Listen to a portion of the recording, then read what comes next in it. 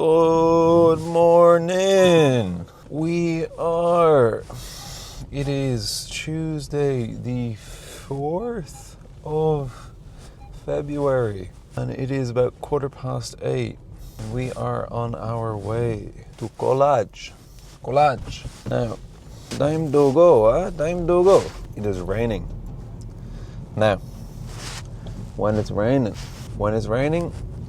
the traffic is usually worse than normal, but we're optimistic, It's 8:15. I don't know. We're just gonna see. Got a monster. Ooh, something about drinking out of a can is just so much nicer, Oh yeah. So, itinerary for today. Go to college 9 till 4.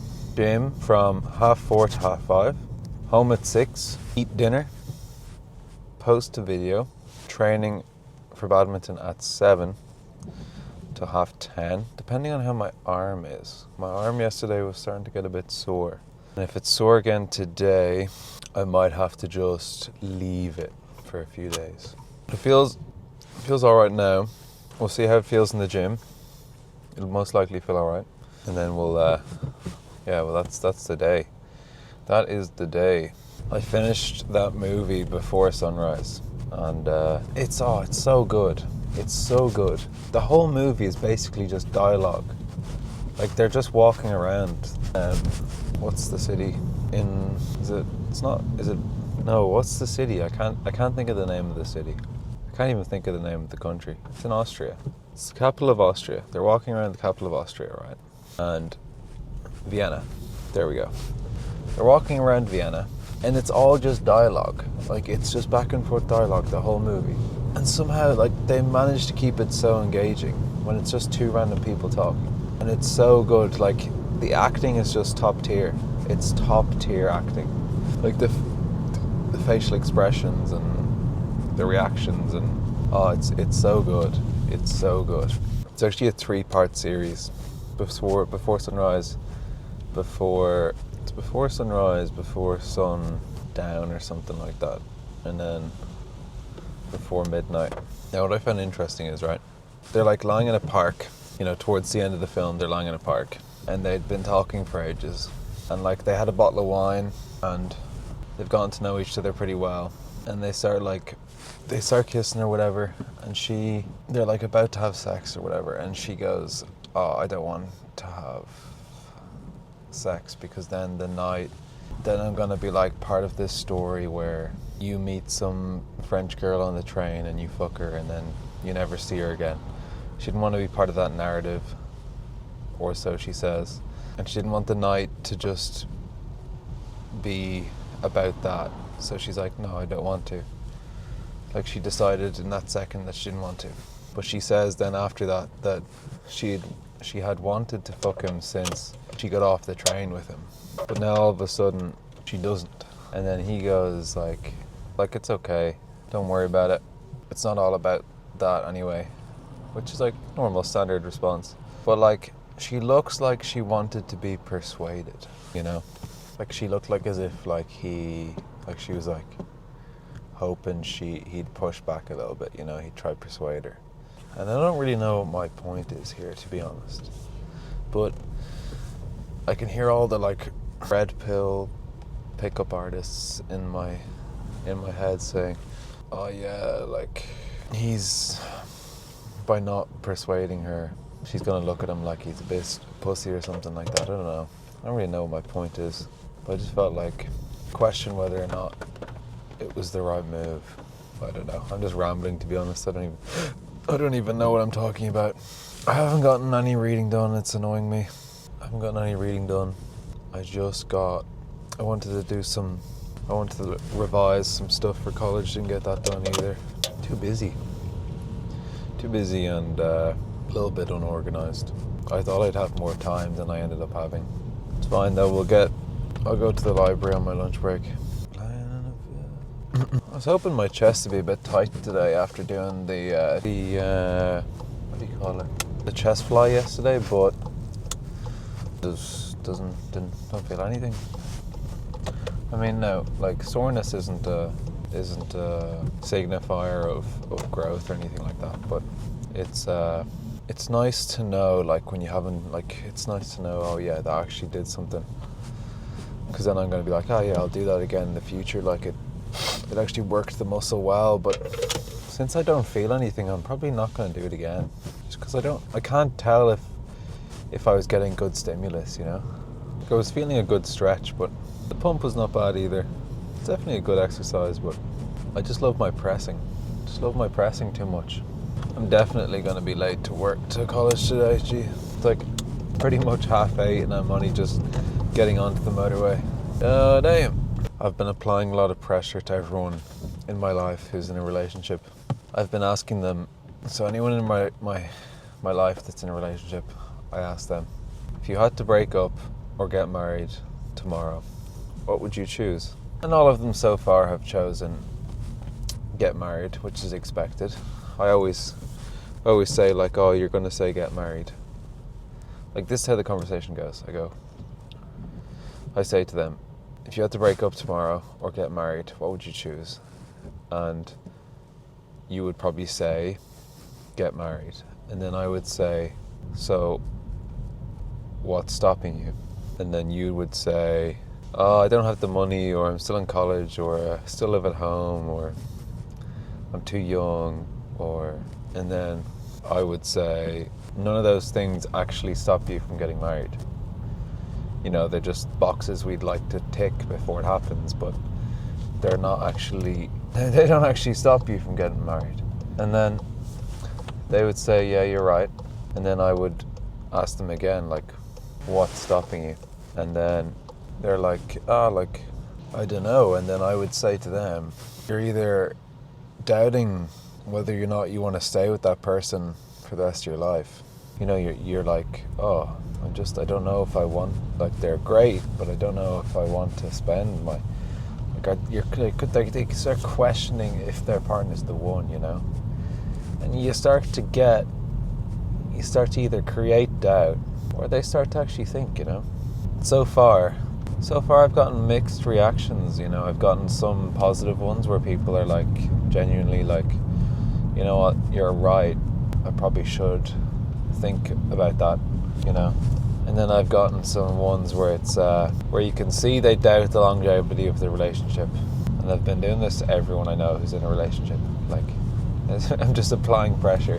It's really interesting because there's quite a lot of scientific evidence that suggests that the longer you wait before you get married, like when you're dating someone, or in life in general, the more likely you are to get divorced. Like, the more sexual partners you have before marriage, the more likely you are to get divorced.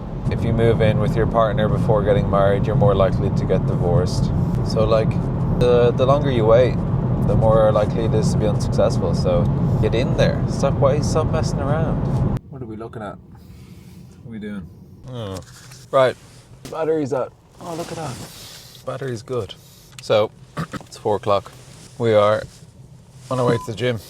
We left college early because I thought I had to collect a package from the post office, but it turns out I don't. So left college early for no reason. Anyway, no complaints. I like beating the traffic. So I just ate my dinner. Yes, it's a bit early to be eating dinner. I think so. But this is the only time I have to eat dinner. I won't have any more other time. Now, I finished off the banana bread I made yesterday. I had 3 slices for breakfast. Had 2 slices just there. It's high protein now. There's 15 grams of protein per slice. So, plenty of protein. I think we finished off the day with about just under 220 grams of protein. To accompany my 2 slices of banana bread, I had a pint of protein ice cream as well. I would have preferred some chicken. Like, I had my banana bread, and then I was like, I'm not really in the mood for ice cream right now. So, but I had already made it. We can have the chicken tomorrow. Yeah, 2,500 calories pretty much on the dot again. Probably Now today's workout, I'm probably going to hit like in terms of legs, I'm probably going to do the extension and curls again. And then I'm probably going to chest. What am I going to do for chest? I might forgot I have to drink my pre-workout. Nice. Can't in the way. Right. Yeah. For chest, I don't know what I'm going to do. Maybe some dumbbell press. I don't know, we'll see. Come on. I might do some dumbbell. I like dumbbell, but I don't like filming downstairs. I might hit up some chest press machine. Did lat pull down yesterday, but I'm in the mood to do it again today. But I'm in the mood for like an underhand close grip. It's really nice. Feels really good. All the stretch you get as well, it's like so nice. Probably start with that. Hoping this week we get a new PR. We're going to hit a new PR either this week or next week in terms of weight. I know we are. And I'm just can't wait to do that so I can get some new picks. The lowest is 81.7, I think the lowest would be. It's 82.4 this morning, but that's because of last week. So once we get like an 81.6 or lower on the scale, get some poses going. Yeah, we're going to do some close grip underhand lat pull downs, and then we're going to do some standing dumbbell bicep curls. Probably hit some dumbbell inclined chest press as well. And then I'm probably going to hit some overhead. No, actually, we'll do some straight bar push downs. Been liking the straight bar push downs, have been good. I'm gonna have to take that pre-workout slow. My stomach is full right now. I always try to get it in before the workout, but my stomach is just like packed right now, so I'm gonna just take it slow. But I'll be in there.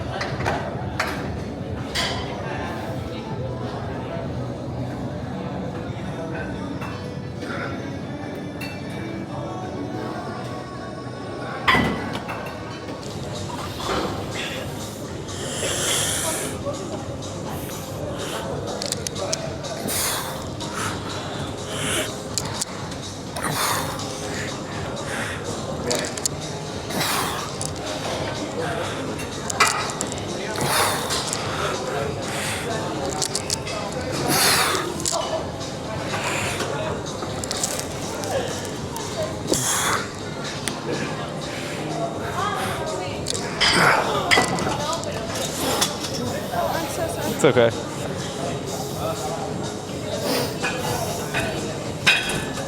Thank you.